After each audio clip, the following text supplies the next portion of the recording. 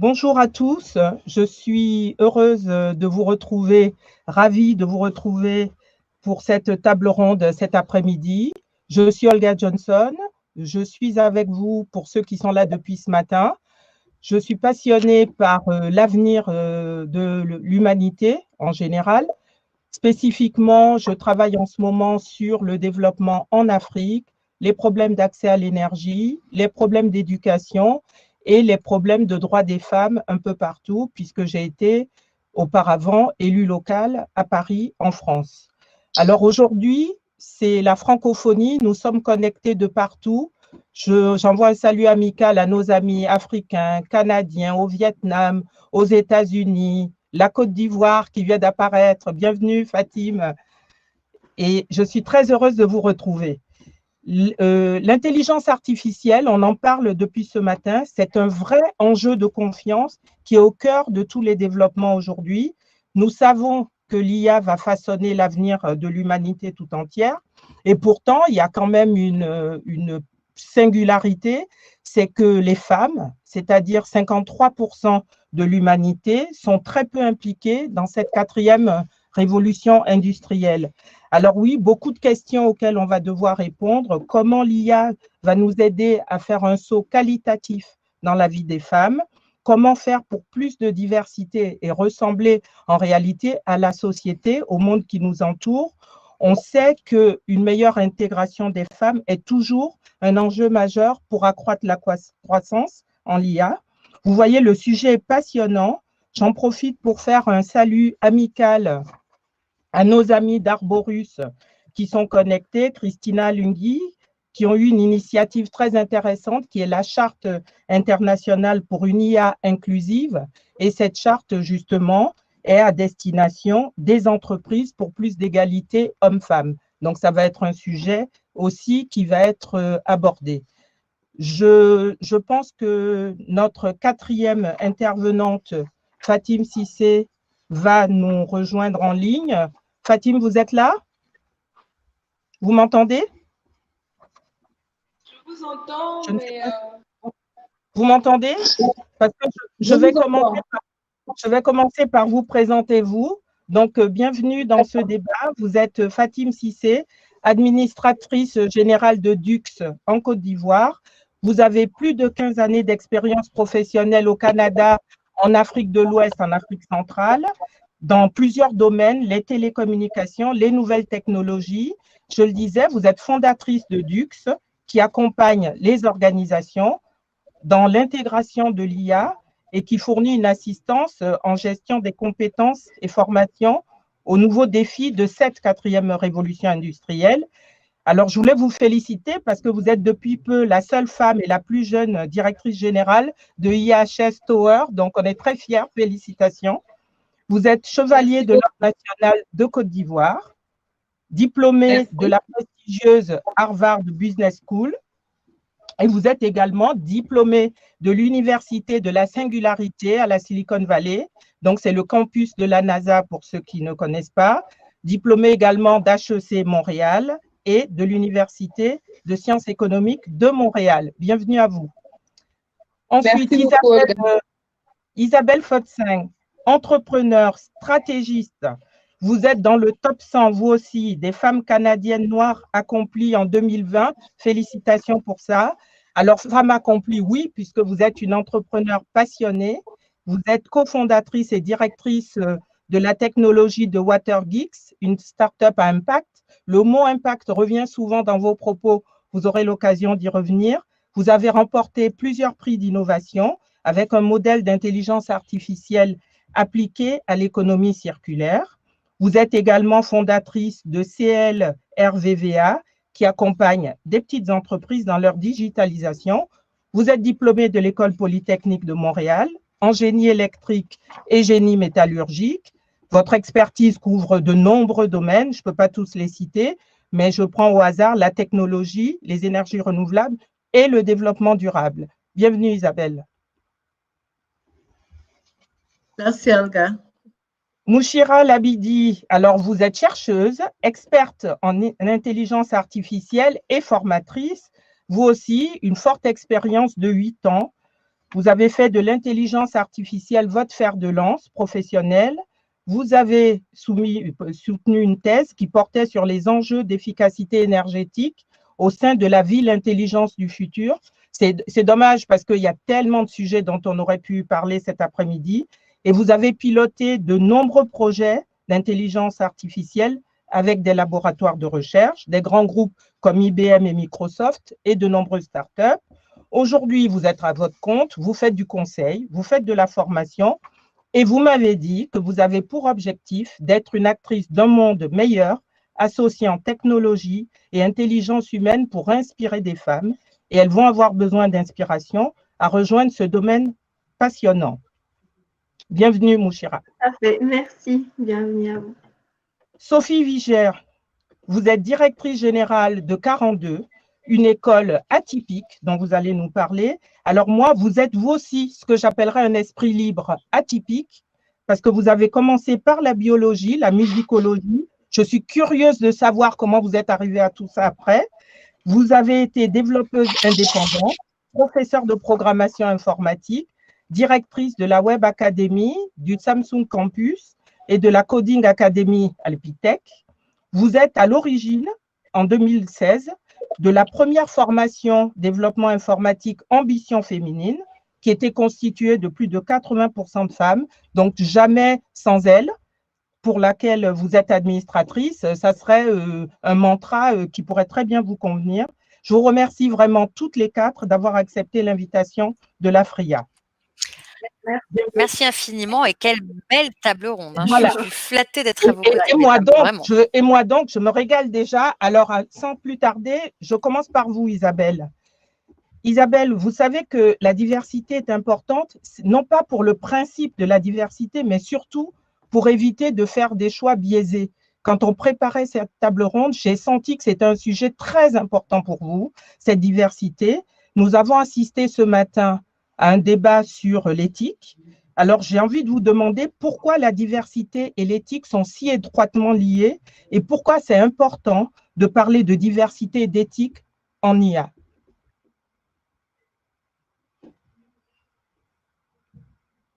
Je ne vous entends pas. Je pense qu'il y a un problème. Le micro, vous n'avez pas ouvert votre micro. Oui, merci Olga. Désolée pour les petits soucis techniques.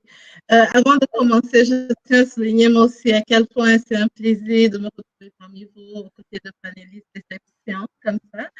Et surtout pour discuter de ce sujet qui, effectivement, je trouve très, très intéressant. C'est un sujet qui est très riche et qui est aussi très fondamental. Fondamental parce que quand on parle justement d'une transformation majeure, comme l'intelligence artificielle, donc une révolution industrielle au complet, comme vous l'avez mentionné, tonton Olga, c'est important de s'assurer, donc l'éthique et la diversité permettent de s'assurer que la technologie répond aux besoins de tous, donc est développée pour le bien commun et au service de tous. Et justement, quand on parle de tous, un enjeu concret qu'on observe en pratique, c'est que le manque de diversité dans le processus de développement des intelligences artificielles peut entraîner des biais systémiques lors de l'utilisation.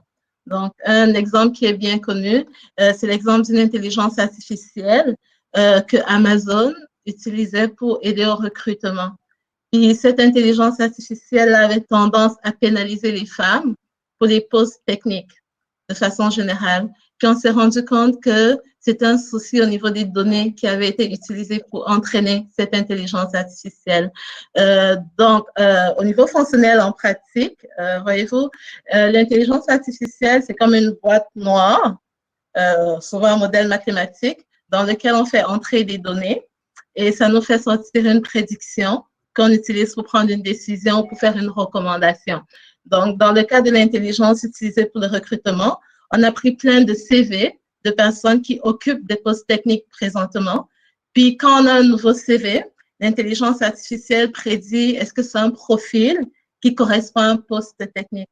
Le souci, c'est que les personnes qui sont présentement dans des postes techniques, c'est en majorité des hommes, ce qui devrait changer bientôt, on espère. Et d'une certaine façon, l'intelligence artificielle a compris que les hommes étaient meilleurs pour les postes techniques que les femmes. parce que toutes les données qu'on a maintenant, c'est des données qui concernent les hommes. Puis c'est comme ça que ce manque de diversité dans les données d'entrée se traduit dans la vie réelle en un biais très important. C'est une discrimination à l'embauche envers les femmes. Donc, ce sont des sujets qui ont un impact très important puis rapide, qui va devenir rapidement systémique à l'échelle à laquelle on utilise l'intelligence artificielle. Et donc, comment on fait pour assurer cette diversité? Comment on fait pour améliorer ça, d'après vous? Je pense que la meilleure façon, en fait, d'assurer la diversité, c'est de s'assurer que tout le monde est présent à la table quand on fait le développement de l'intelligence artificielle. Donc, on parle de tout, à tous les niveaux, il faut assurer de la représentativité. Au niveau de la collecte des données, parce que vous avez vu, la donnée est très importante au niveau de l'entraînement, au niveau du développement des modèles aussi, donc concrètement des compétences techniques en programmation, il faut qu'il y ait de la diversité. Et au niveau de la gouvernance et de la politique aussi, c'est important que sur toute la chaîne de valeur, il y ait de la représentativité, mais de toutes les sphères de la société, des femmes, des jeunes, absolument toutes les sphères de la société. Je parlais en introduction dans mes propos de mon engagement pour l'Afrique, notamment l'accès à l'énergie. On sait que l'IA est consommatrice d'énergie, énergivore, et on sait aussi que c'est un prérequis l'accès à l'énergie pour avoir accès à la connaissance, accès à l'intelligence artificielle. On sait également que les femmes en Afrique sont les premières impactées par le changement climatique. Donc, comment, est-ce que vous avez, vous, dans votre entreprise, puisque vous êtes dans ce secteur-là, des solutions? Qu'est-ce que vous avez comme expérience dans ce domaine? Oui, ce que vous dites est très important, Olga, parce qu'effectivement, l'énergie, c'est la prémisse de absolument tout. Les modèles d'intelligence artificielle sont très énergivores. Par exemple, un simple modèle comme une intelligence artificielle qui permet de résoudre un Rubik's Cube, ça prend, pour entraîner cette intelligence artificielle, ça a pris environ 1000 ordinateurs qui ont travaillé pendant plusieurs mois. C'est très énergivore. Ça, c'est une petite intelligence artificielle. Donc, pour qu'on puisse la déployer en Afrique, il faut être capable, justement, de fournir cette énergie, de fournir de l'énergie pour les centres de données. Et je pense que c'est important d'avoir des initiatives, de continuer à avoir des initiatives qui favorisent l'accès à l'énergie propre. Donc, particulièrement dans le contexte d'urgence climatique, c'est important qu'on ait de l'énergie, mais de l'énergie propre. Donc, on parle beaucoup d'énergie solaire, d'énergie bio, d'énergie éolienne. C'est ça. Je pense que c'est important de développer ces énergies-là, de continuer à les développer sur le continent. Merci Isabelle, je reviendrai à vous tout à l'heure. Sophie Vigée, Sophie, j'adore le concept d'école gratuite. Je me dis, quelle belle idée d'égalité des chances. J'aimerais que vous nous disiez quelques mots sur cette école 42. Et vraiment, là, je regardais un petit peu votre parcours. Moi, je suis intriguée. Comment on part de la biologie, de la musicologie pour être une des femmes qui dirige une école dans la tech? Qu'est-ce qui vous a appris? Alors, je vais d'abord vous parler de 42, c'est plus intéressant, mais c'est gentil. Donc 42, en effet, c'est une formation qui est très à part. On parle souvent d'un ovni. D'abord, c'est une formation, en effet, qui lutte contre toute forme de discrimination, puisque nous sommes ouverts à toutes et à tous. C'est-à-dire que c'est une formation entièrement gratuite. Alors souvent, on s'inquiète de savoir comment elle est financée. On a plusieurs sources de financement qui sont principalement des sources de donations. C'est Xavier Niel principalement qui a été le donateur de 42. Mais on s'est déployé dans le monde entier, et j'en parlerai peut-être après, et il y a un intérêt dans le monde entier à avoir des écoles de ce type-là. Donc il y a des financeurs, parfois ce sont des collectivités locales, territoriales, parfois des riches philanthropes, parfois des clusters d'entreprises, parfois des universités, donc c'est très large. Donc la première chose, et c'est le mantra de 42, c'est entièrement gratuit pour être ouvert à toutes et à tous, mais aussi de ne pas avoir de conditions de diplôme, puisqu'on sait qu'il y a un rapport très étroit en général entre votre origine sociale et la capacité à aller vers des hautes études. Malheureusement, et particulièrement en France, où malheureusement l'éducation aggrave les inégalités. Et le troisième point, nous n'avons pas de limite d'âge, donc nous sommes ouverts à tous les âges, et nous avons des personnes de 40, 50 ans qui sont à 42 et qui se reconvertissent dans le domaine de l'informatique.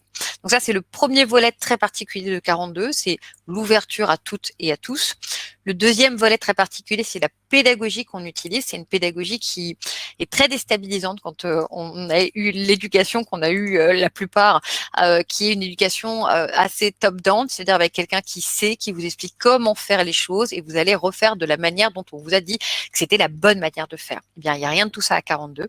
On utilise une méthode pédagogique dite du peer learning, c'est-à-dire que vous allez apprendre par vos pairs. Donc, il n'y a pas de cours. Il n'y a pas de prof, il n'y a rien de tout ça. Nous, notre travail, ça a été de développer un intranet dans lequel vous allez être confrontés à des exercices, au départ très simples, puis de plus en plus compliqués, puis qui vont vous amener vers des projets eux-mêmes de plus en plus compliqués. Et pour résoudre ces exercices, vous allez devoir travailler avec les autres, consulter des manuels, regarder des vidéos. Vous allez donc trouver par vous-même la solution, ce qui va développer le sens de la solidarité, du respect, de travailler ensemble, de la communication, de la collaboration, le sens critique aussi, et puis bien sûr la capacité à innover et à résoudre des problèmes. Voilà 42 en un mot. Et quant à mon parcours, j'aurais du mal à vous répondre. En fait, j'ai juste, quand j'étais petite, je crois, j'avais beaucoup d'appétence pour le jeu. Mes parents ont offert un ZX80, un ordinateur à mes deux frères qui étaient plus âgés. Et c'est moi qui leur ai chippé, qui leur ai volé, parce que ça m'intéressait et je voulais voir qu'est-ce qu'il y avait là-dedans. Ça, c'est bien. Voilà. Donc, plus sérieusement, c'était une petite boutade. Plus sérieusement, moi, j'ai lu dans la presse qu'il y avait environ 11% de femmes dans le monde qui travaillaient dans la tech. Déjà, je veux savoir si mon chiffre est exact. Et à l'école 42, quelles sont les statistiques? Est-ce qu'il y a beaucoup de femmes? Qu'est-ce que vous faites pour inciter les femmes à entrer dans la tech chez vous? C'est douloureux quand vous dites ça. Moi, je trouve ça dramatique, vraiment dramatique. Alors, à 42, quand ça a été créé en 2013, il y avait 7% de femmes, ce qui n'était pas si mal comparé aux autres écoles type ingénieur, où parfois il y a seulement 5% de femmes. Vos chiffres ne sont pas faux. Dans le monde entier, je ne pourrais pas vous dire exactement, mais il est évident qu'il n'y a pas assez de femmes. On est sur du 37%, je parle là en France, sur le domaine du numérique très large, mais avec toutes les fonctions support. Et quand on s'intéresse aux fonctions R&D ou développement, on tombe sur des 10%.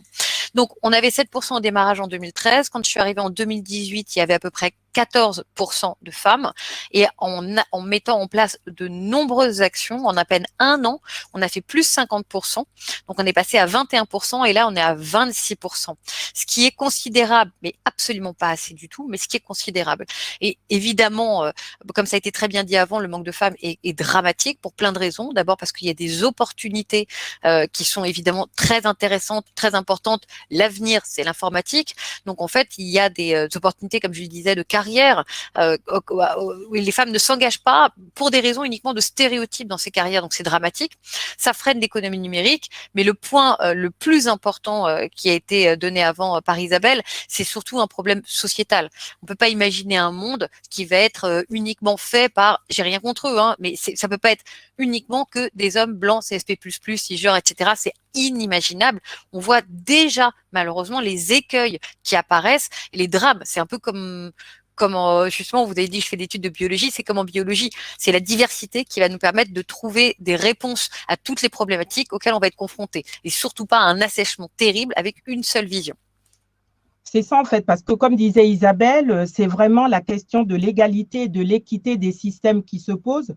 Comment, si on n'a pas de femmes qui codent, on peut prendre en compte ce regard, cette approche, cette spécificité féminine dans les choix qui sont faits pour l'avenir de l'humanité tout entière? C'est un vrai problème. C'est une véritable difficulté. C'est pour ça qu'il faut absolument mener des actions. Donc, c'est ce qu'on a fait à 42, c'est ce qu'on continue à faire. Alors, c'est des actions qui sont menées sur plein de volets différents pour essayer d'engager les femmes dans l'informatique et particulièrement dans le champ de l'intelligence artificielle. Donc, c'est des actions qui sont des actions de communication, principalement, évidemment, montrer, avoir qu'est-ce que sont ces métiers, qu'est-ce qu'on peut faire, quels sont les débouchés, qu'est-ce que c'est réellement, parce qu'on a beaucoup de stéréotypes. Des femmes se disent, c'est pas fait pour moi, sans réellement savoir de ce dont sont faits ces métiers-là. Et puis aussi des actions mécaniques. Nous, on réserve carrément des places pour les femmes au sein de la formation, enfin au sein d'abord de l'épreuve qui s'appelle la piscine. Je vais pas m'étendre dessus, mais qui est l'épreuve en fait pour rentrer à l'intérieur d'une épreuve de sélection basée sur la motivation et le potentiel. Mais on réserve des places pour les femmes et on mène de nombreuses actions avec des acteurs comme Pôle emploi par exemple pour pouvoir faire venir des femmes. Et c'est absolument essentiel. C'est essentiel pour nous toutes et nous tous. Hein. Vous savez déjà toutes et tous qu'une entreprise dans laquelle, par exemple, il y a autant de femmes que d'hommes, ou en tout cas, il y a une vraie mixité, c'est une entreprise dans laquelle il fait mieux vivre, c'est une entreprise qui est plus performante, c'est une entreprise qui est meilleure. Donc, il en va de nous toutes et nous tous. Billy Bard disait que ceux qui vont travailler dans l'intelligence artificielle ont un lourd poids sur leurs épaules, parce que c'est évidemment quelque chose qui va dramatiquement et profondément changer l'humanité. Donc, il faut absolument qu'il y ait une diversité et que ces épaules-là soient représentées de la diversité de l'humanité. Alors, vous avez entendu, mesdames, si vous nous regardez, si vous nous écoutez, plongez dans la piscine, allez regarder sur Internet pour vous renseigner et nous devons investir tous les lieux où les décisions se prennent, autour de la table, pas derrière, autour de la table. Et pour être autour de la table, il faut être formé, il faut avoir les compétences. Ça me fait une transition toute trouvée avec la troisième, mais je ne sais pas si on l'a perdue, Fatim. Je ne la vois plus sur mon écran. Je pense qu'on l'a perdue. Donc, je vais passer à Mouchira en attendant qu'elle revienne parce qu'elle, pour une femme qui est autour de la table, elle vient de rentrer au bord d'un grand groupe. C'est intéressant. J'enchaîne avec vous, Mouchira. La tech, donc on vient de le dire, est l'outil d'excellence d'inclusion des femmes et pourtant on en manque encore cruellement dans l'intelligence artificielle. Vous avez fait de la recherche, vous êtes docteur en IA. Comment vous expliquez ce paradoxe? On a déjà commencé à effleurer la réponse, mais comment vous l'expliquez? Est-ce qu'au travers de vos recherches, vous avez des éléments de réponse complémentaires à nous apporter? Oui, alors, on est tous d'accord que le secteur numérique en général, c'est un secteur masculin et il manque de femmes. Et vous avez cité un chiffre, je vois que sur le chat aussi, il y a Mustapha qui a publié une étude qui montre le pourcentage de femmes dans le secteur numérique. Et l'IA fait partie de ce secteur numérique, donc elle ne s'échappe pas à cette dominance masculine. Donc, c'est une constatation. Ça n'a rien à voir avec l'intelligence artificielle en elle-même. Par contre, l'intelligence artificielle, c'est un outil. C'est un outil, c'est une technologie innovante qui est censée rendre notre monde meilleur. Si on l'utilise bien. Moi, je prends toujours l'exemple que quand on met quelqu'un au pouvoir, il peut faire des actions pour rendre notre vie meilleure, comme il peut dégrader notre vie. L'IA, c'est pareil. C'est un outil qui est au pouvoir. Donc, si on l'utilise bien, on peut faire face à cette constatation, à cette dominance masculine. Isabelle, elle a pris l'exemple d'Amazon qui a mis en place une solution qui sélectionne des CV. Si moi, je me rends compte que l'IA, elle va encore favoriser la sélection des CV masculins et que je ne fais rien, et ben, elle va continuer à le faire et on ne va pas se rendre compte et on va reproduire nos préjugés et on va reproduire nos actions et on va reproduire notre façon de vie. Il n'y a rien qui va changer. Au contraire, les chiffres, on va voir qu'ils vont de plus en plus être dégradés. Mais par contre, si nous, on se rend compte de ça, on se rend compte que cette solution, elle favorise ces CV masculins et ce n'est pas une solution qui favorise l'inclusion et qu'on agit. On agit. Il ne suffit pas de constater les chiffres. Il ne suffit pas de les compter, les femmes. Il faut faire de sorte qu'ils comptent, elles, dans la vie et dans les professions. On agit, c'est-à-dire qu'on prend cette solution et on va la modifier. On va ajouter des codes, on va ajouter des données, on va ajouter des actions pour rendre cette solution une solution qui favorise l'inclusion. Donc oui, l'IA et le manque de femmes, c'est un lien, mais ce n'est pas un lien direct. L'IA, c'est un outil qui peut rendre la position des femmes meilleure si nous, humains, on l'utilise d'une façon correcte. Donc, si je vous comprends bien, c'est un outil d'aide à la décision. Oui, tout à fait. Et comme vous avez à cœur, j'ai vu quand on préparait ce débat, la justice sociale, l'égalité homme-femme, quand vous conseillez les entreprises, les organisations avec lesquelles vous travaillez, comment vous faites pour introduire, par exemple, dans les ressources humaines, plus d'égalité, plus d'équité? Comment il vous aide cet outil pour les gens? Bon, il y a beaucoup de spécialistes de l'IA, mais l'IA, elle est au cœur de nos vies, elle est dans la vie quotidienne. Comment ça se passe concrètement? Comment ça peut améliorer la place des femmes dans les entreprises? Elle ne peut pas l'améliorer si, on ne se rend pas compte des biais, et Isabelle et Sophie, ils ont très bien parlé de ça. Donc, il faut se rendre compte et sensibiliser les utilisateurs, les développeurs de l'IA, que cet outil, il utilise nos données. Si nos données sont imprégnées de nos préjugés, de nos décisions qui étaient mal faites, l'IA, elle va ne faire que les reproduire. Donc, attention à la donnée. 2, attention aux algorithmes qu'on va mettre en place. Ces algorithmes, cette technologie, elle est faite pour notre société. Donc, elle ne peut pas être faite par des équipes que des hommes. Il faut des équipes mixtes. Et ça, j'insiste dans les entreprises, quand vous faites votre équipe de data scientists, essayez de embaucher ou de recruter des femmes.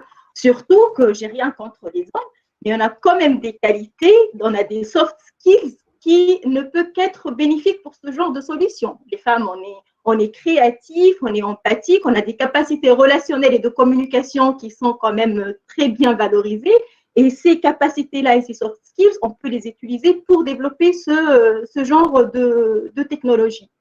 Et troisièmement, il faut que ces entreprises s'engagent à des solutions éthiques. Donc, il faut mettre en place des labels, mais il ne suffit pas de mettre en place des labels, il ne suffit pas d'écrire des beaux discours, de faire des workshops pour parler de ça. Il faut veiller à ce que ces chartes, à ce que ces labels se respectent.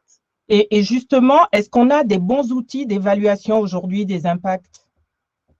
Est-ce qu'on a des bons outils? Je pense que oui, parce qu'aujourd'hui, mais après, il faut les mettre en place, il faut favoriser leur utilisation. Par exemple, si je veux voir l'impact économique de la diversité au sein d'un pays ou d'une entreprise, aujourd'hui, on a accès à des données. Il y a énormément de données qui circulent dans les entreprises, dans la formation, dans l'emploi. On a accès à des data scientists qui sont compétents. Et des fois, je me dis, si on récupère toutes ces données et qu'on développe des modèles, on est capable, d'analyser la situation et de voir par rapport, par exemple, à un certain historique, qu'est-ce qui peut être amélioré si je mets en place plus de femmes. Donc, je peux écrire des scénarios, je peux modéliser des scénarios pour voir l'impact de la diversité, par exemple, sur l'économie.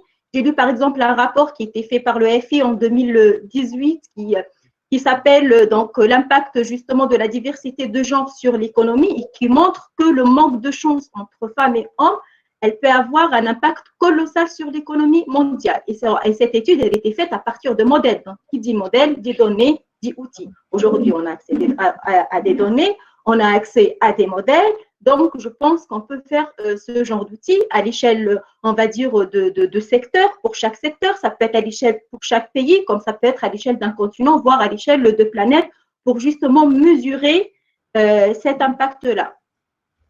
Merci beaucoup, mon cher ami. Alors, vous avez pu le constater, ma chère Fatime, je pense que vous m'entendez, vous avez des petits problèmes de débit ou de réseau, donc on est en audio, mais vous êtes avec nous.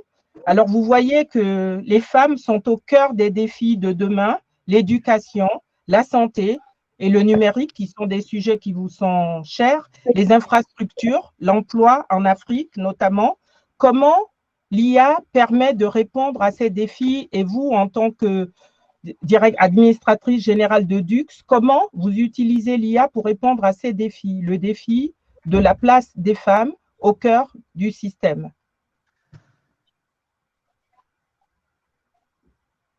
Je ne sais pas si oui, merci Olga. Désolée, je ne sais pas. Je semble avoir des problèmes de connexion. J'espère que vous m'entendez. Oui, on vous entend très bien. Donc, Olga, pour comprendre cette problématique et pour répondre à la question, il faut déjà se positionner en fait dans la peau d'une femme africaine aujourd'hui. Ces problématiques que vous avez mentionnées dans la santé, dans l'éducation, pour ce qui est de l'accès au financement et tout ça, pour la femme en zone rurale, je pense que c'est le plus explicite. Elles ont beaucoup de difficultés à pouvoir accéder à certains types de services ou de produits. La femme, malheureusement, est très souvent plus marginalisée que les hommes. À revenu égal, une femme a très souvent beaucoup plus de charges. Donc,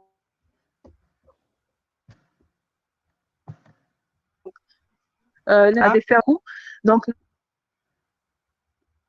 naturellement, les femmes étant les plus touchées par ces problématiques-là, on peut imaginer que les bénéfices donc de cette IA vont être beaucoup plus tangibles sur les femmes que sur les hommes. Donc, on va donner des exemples concrets pour accéder, par exemple, à un système de santé, que ce soit à la fois rurale et urbaine. Les femmes sont celles qui ont plus besoin, je veux dire, de suivi médical. C'est triste à dire, mais c'est les femmes qui sont appelées à tomber enceinte, à porter des enfants, à s'occuper d'eux pendant les premiers mois. Donc, de permettre à ces femmes-là de pouvoir accéder à des services de santé de meilleure qualité, à avoir des diagnostics beaucoup plus efficaces et beaucoup plus pointus pour leur qualité de vie. Pour l'éducation, moi je viens du nord de la Côte d'Ivoire où il y a beaucoup de jeunes filles qui ont encore difficilement accès au même niveau d'éducation que les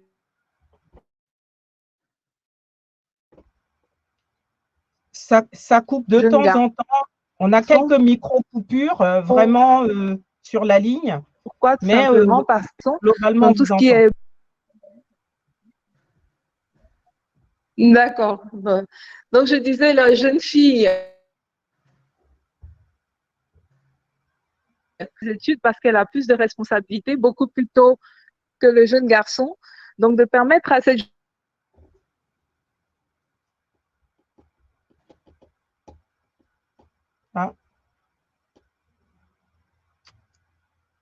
Là, on a des perdu. périodes. On a perdu le réseau là. Système éducatif de meilleure qualité. Est-ce que vous... On entend, mais c'est vraiment très haché, franchement, alors que vous êtes en train de nous dire des choses passionnantes. C'est vraiment, il y a beaucoup de coupures. Voilà une autre problématique de l'Afrique. Voilà, on parlait de l'accès à l'énergie, de la à Internet. Voilà. Il pleut à Abidjan aujourd'hui ou qu'est-ce qui se passe? Même pas? Allô? Oui, vous m'entendez? Toujours? Bon, on va... Allô, vous m'entendez? Oui, moi, je ne vous entends pas très bien, mais si vous m'entendez, une dernière question pour vous. Je sais que vous avez été… Oui, je vous entends. Voilà, vous avez été en Côte d'Ivoire la première femme diplômée en intelligence artificielle. Donc, vous êtes pour les jeunes filles, pour les femmes là-bas, une sorte de rôle modèle. Et je voulais savoir, qu'est-ce que vous pouvez dire à ces jeunes femmes aujourd'hui, ce que vous avez observé avec Dux un peu partout dans le monde comme disparité dans le monde, qu'est-ce que vous pouvez les encourager à faire aujourd'hui? Et j'espère qu'on va vraiment bien entendre votre réponse. On se concentre là tous pour vous écouter. Désolée pour ce problème de connexion, on est tous un peu frustrés là. Oui, je suis désolée aussi. Pour ces jeunes filles donc, qui ont peut-être un intérêt pour ce genre de carrière-là, je pense qu'il faut déjà, ce genre de forum-là, déjà, je pense que j'ai eu beaucoup de commentaires disant « mais pourquoi est-ce que vous voulez marginaliser les femmes ?» Mais je pense qu'il reste important pour les jeunes filles d'aujourd'hui d'avoir ce genre de modèle féminin-là, de se dire que c'est possible de réussir dans des carrières beaucoup plus technologiques. Je pense qu'on pourra créer des vocations beaucoup plus tôt. J'ai très souvent des petites admiratrices qui sont encore à l'école primaire, mais du fait d'avoir vu une femme qui est capable d'évoluer dans ce type de milieu-là, elles ont dans leur imaginaire cette possibilité de pouvoir réussir dans des domaines qui étaient précédemment identifiés comme uniquement masculins. Donc, je pense qu'il faut poursuivre les communications, il faut poursuivre la mise en lumière de ces modèles-là féminins, comme ceux qui sont sur cette table ronde-là. Et je pense qu'on va réussir, avec beaucoup de communication, à leur faire comprendre et à leur faire intégrer ces possibilités-là dans leur carrière professionnelle. Et avant de revenir aux copanélistes, et je pense qu'elles seront d'accord avec moi vu les nombreuses difficultés que vous avez, je ne veux pas partir sans vous poser la question que j'avais prévue comme question de conclusion, qui est si vous aviez une proposition à faire pour la diversité, l'inclusion des femmes, quelle serait votre proposition pour faire avancer le sujet rapidement, de façon efficace, comme les femmes savent le faire? Ah oui, donc très concrètement et très brièvement, je pense qu'il faut donner des facilités financières aux jeunes filles qui souhaitent poursuivre leurs études dans ce genre de carrière-là. On va me dire que c'est discriminatoire, mais quand j'échange avec les jeunes filles ici, je pense que le plus gros blocage, c'est la capacité de financer des études assez pointues. Donc je pense qu'en créant peut-être des systèmes de bourse ou des systèmes de mentorat, où on l'a connu, hein, des grandes entreprises dans d'autres pays financent un certain nombre de bourses d'études. Je pense que ça va beaucoup changer l'environnement ici et surtout permettre à plus de jeunes filles d'accéder à des carrières dans le domaine des nouvelles technologies. Merci beaucoup, Fatim Cissé. Merci, malgré tous les désagréments. C'était Merci très à vous intéressant. et encore désolée. Voilà, même punition, mesdames, même qui veut démarrer avec sa proposition concrète? Là, il n'y a pas d'ordre. On a le droit. Alors, voilà, Mouchira. On a le droit à une seule proposition. Allez, deux. on en avait 1000. Allez, deux. Première proposition, je dirais, et Fatim l'a déjà évoqué, c'est de mettre en place des formations et des budgets qui vont avec.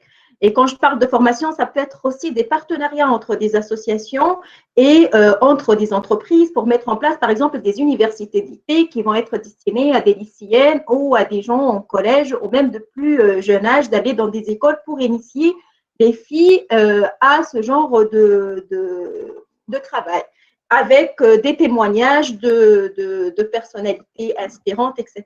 Donc ça, les formations, pour moi, c'est très important. Et en France, on a la chance d'avoir des écoles gratuites avec un accès à tout le monde. Ce n'est pas le cas dans d'autres pays. Je viens de la Tunisie et je sais que justement, pour avoir accès à ce genre de formation, il faut payer et payer cher. Donc ça, c'est ma première proposition, c'est les formations. Et ma deuxième proposition, c'est de faire de l'inclusion une culture d'entreprise et pas juste un slogan.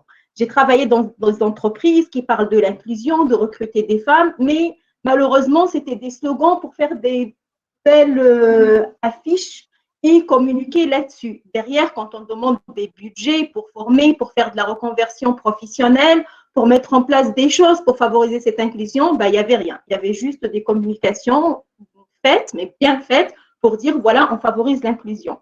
Donc, formation, et deux, suivre ces entreprises. Quand on parle d'inclusion, il faut mettre des actions, il faut mettre des budgets derrière. Il ne faut pas que ça reste des slogans. Oui, pas que pour cocher la case RSE de l'entreprise, quoi. Tout à fait, c'est ça. Alors, qui, Sophie, Isabelle, qui, dans l'ordre? Isabelle, peut-être? Je sais pas. Ah, ça y est. Vas-y, Sophie. Allez. Comme vous voulez, Sophie. Alors. Moi, plusieurs points, en fait, on se rejoint beaucoup. Je crois que tout est dans l'éducation. C'est vrai que pour moi, un des points les plus importants, c'est l'éducation, mais je ne parle pas de formation. Quand on a 10 ans, je pense que le point crucial serait de mettre dans le cadre de la scolarité l'informatique au même titre que lorsqu'il y a eu l'avènement de l'électricité. L'électricité est rentrée dans les programmes scolaires. Il n'y a pas de raison. On a, en tout cas pour la France, complètement raté le coche dans les années 80, alors qu'il y avait eu un programme qui avait été rendu au gouvernement indiquant qu'il fallait mettre l'informatique en tant que matière et en tant que matière dont les concepts vont évoluer. C'est pas une année d'informatique, il faut plusieurs années et que ces concepts-là puissent maturer aussi dans l'esprit des jeunes et des étudiants et des élèves, pardon. Et donc, il faudrait que l'informatique soit appris très tôt. Et quand je parle d'informatique, je parle non seulement des concepts de code, apprendre à coder, les bases de l'informatique. C'est invraisemblable que les jeunes maintenant sachent qu'est-ce que c'est que la gravité ou comprennent qu'est-ce que c'est qu'un électron, mais ne comprennent pas comment fonctionne quelque chose qu'ils utilisent à un temps très, très important. Ils ne puissent pas comprendre qu'est-ce que c'est que le vote en ligne, qu'est-ce que ça soulève comme problématique ou pas. Donc, apprendre le code très petit, mais apprendre aussi la littératie numérique, apprendre à gérer son image, qu'est-ce que ça veut dire son image, et surtout, un point essentiel, apprendre à chercher de l'information et à la vérifier. On n'est plus dans un modèle où on attend qu'on nous apporte de l'information, on est dans un modèle où on va chercher l'information. Donc, il faut outiller nos enfants et ça, ça va aussi permettre de repartir sur un pied d'égalité. Parce que si les femmes ne sont pas beaucoup dans l'informatique, c'est parce qu'on les a éduquées en leur faisant croire que ce n'était pas fait pour elles. Donc, mettre le code beaucoup plus tôt et l'informatique beaucoup plus tôt permettrait un départ qui serait un peu plus égalitaire, même beaucoup plus, entre les petites filles et les petits garçons. Et si on pouvait aussi changer nos manuels scolaires, je ne sais pas ce qu'il en est ailleurs, mais je peux vous dire qu'en France, dans les manuels scolaires, les représentations scientifiques, qu'elles soient fictives ou qu'elles soient historiques, sont à 95% des hommes. Comment voulez-vous que des jeunes filles puissent se projeter? On se projette dans ce qu'on voit. Donc, il faut absolument rendre visible toutes ces femmes qui ont existé. Je vous rappelle qu'en informatique, il y a eu des femmes, il y a eu des ENIAC Girls, je ne peux pas vous citer toutes les femmes extraordinaires qu'il y a eu déjà dans l'informatique. Il faut les rendre visibles et montrer à nos petites filles que c'est possible. Donc, je pense beaucoup, bien sûr, à l'éducation et très tôt. Merci. Isabelle? Et je rejoins tout à fait les copanélistes sur toutes les propositions qui ont été faites. Et je voudrais insister, comme Chira l'a mentionné tantôt, sur l'importance de passer des propositions à l'action. Comme il y a on fait des recommandations, mais moi j'espère vraiment que bientôt on va pouvoir avoir des incitatifs à l'inclusion. Donc que l'inclusion soit par exemple un critère de performance pour des organisations, pour des gouvernements, que ce soit un critère d'investissement dans des entreprises, dans des startups, pour qu'on commence à avoir rapidement des résultats concrets. Donc, qu'on quitte des recommandations à l'action puis aux conséquences. Alors, dans les réactions, je peux peut-être vous demander un avis. Il y a des gens qui disent, n'oublions pas aussi l'importance du leadership, de celui ou celle qui recrute les équipes de structure. Qu'en est-il? Est-ce que le leadership doit être créatif afin de ne pas reproduire la pensée en silo et le système hiérarchique non inclusif mais excluant? Ce sont des remarques. La culture de l'égalité et de l'inclusion, ça c'est Christina Lunghi dont je parlais tout à l'heure avec la Charte internationale pour l'inclusion qui réagit sur l'inclusion. Ensuite, ça va trop vite là, ça défile à l'écran. Avant même le coding et même l'empathie, avoir une pensée critique, communication, créativité, c'est vraiment des réactions qui vont dans le sens de ce que vous dites. Moi, j'ai une dernière question qui me vient en vous écoutant. Je me dis, mais en fait, est-ce que c'est facile d'arriver à une mixité d'équipes de codage? Isabelle, quand on a commencé au début, vous êtes partie tout de suite avec un exemple concret sur Amazon en montrant comment on peut biaiser en tout cas l'approche. Est-ce que le fait d'avoir une équipe mixte est une garantie? Au niveau du codage, je sais qu'à l'école 42, il y a eu des initiatives de codage au féminin. Il y a beaucoup de gens qui se lancent dans ce secteur maintenant. Est-ce que c'est une garantie? Et est-ce qu'on a, entre guillemets, le gendarme de l'IA qui fait la police, quoi, pour savoir s'il y a des biais qui ne sont pas pris en compte ou pas? Est-ce qu'il y a une police de l'IA? Là, c'est la profane qui vous pose la question, hein. Vous qui êtes spécialiste de l'intelligence artificielle, comment on fait? Absolument. Donc, le fait d'avoir de la mixité dans l'équipe, c'est pas une garantie, mais c'est déjà un départ. C'est essentiel, c'est important. Puis, il y a des domaines de recherche il y a tout un domaine de recherche en intelligence artificielle pour la responsabilité de l'IA qui développe des intelligences qui sont capables, on espère, de détecter des biais qui sont inconscients dans les processus. Et je trouve que c'est ça qui est intéressant aussi avec l'intelligence artificielle, c'est que ça peut être un moteur d'inclusion. On a beaucoup de préjugés quand même, hein? On a beaucoup Exactement. On a beaucoup de préjugés, mais en même temps, l'intelligence artificielle nous permet d'aller puiser dans une intelligence collective qui enlève les préjugés individuels. Dans ce sens-là, l'intelligence artificielle peut aussi être un moteur d'inclusion. Si je vais juste ajouter quelque chose, il ne faut pas non plus penser à l'IA comme une baguette magique qui va transformer comme ça d'un coup tout et qui va rendre le monde meilleur et on a besoin de mixité. C'est l'IA qui va mettre en place la mixité. C'est à nous, humains, déjà de la mettre en place. C'est l'initiative des écoles comme l'école 42 de la mettre en place. Je fais des formations dans une école qui s'appelle Simplon et que parmi les critères de sélection des candidats pour avoir accès à ces formations, on favorise les candidatures des femmes. C'est à nous déjà de changer nos préjugés, de mettre en place des actions. L'IA, derrière, c'est nous qui allons la coder. C'est à nous de dire, je veux que tu favorises ça, je veux que tu pondères ça d'une façon importante et que tu oublies ça. C'est nous qui mettons en place ces solutions-là. L'IA, elle n'est pas raciste, elle n'est pas misogyne, elle n'aime pas l'inclusion, elle n'est rien. Elle reproduit juste son code et elle reproduit le données. Donc, elle reproduit ce qu'on représente, nous, humains. Un dernier mot, Fatim et Sophie. Non, c'est tout à fait juste. C'est triste de voir qu'en fait, l'IA, c'est juste une loupe, malheureusement, sur les biais qui existent déjà. Nous sommes dans une société extrêmement biaisée. Nous sommes dans une société, malheureusement, où il y a du sexisme, du racisme, de l'homophobie, etc.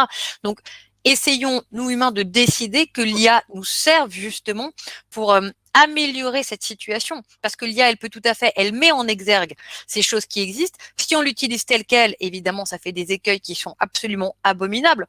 On va pas revenir sur tous les scandales qui existent déjà, mais l'IA peut servir aussi justement pour nous alerter et peut ensuite être un outil pour nous aider justement à nous extraire de ces biais et à prendre des décisions qui seraient plus équitables. Fatim, vous avez le mot de la fin pour ce débat. Oui, un mot de la fin qui dira que oui, il y a, mais je ne peux pas m'empêcher après cette expérience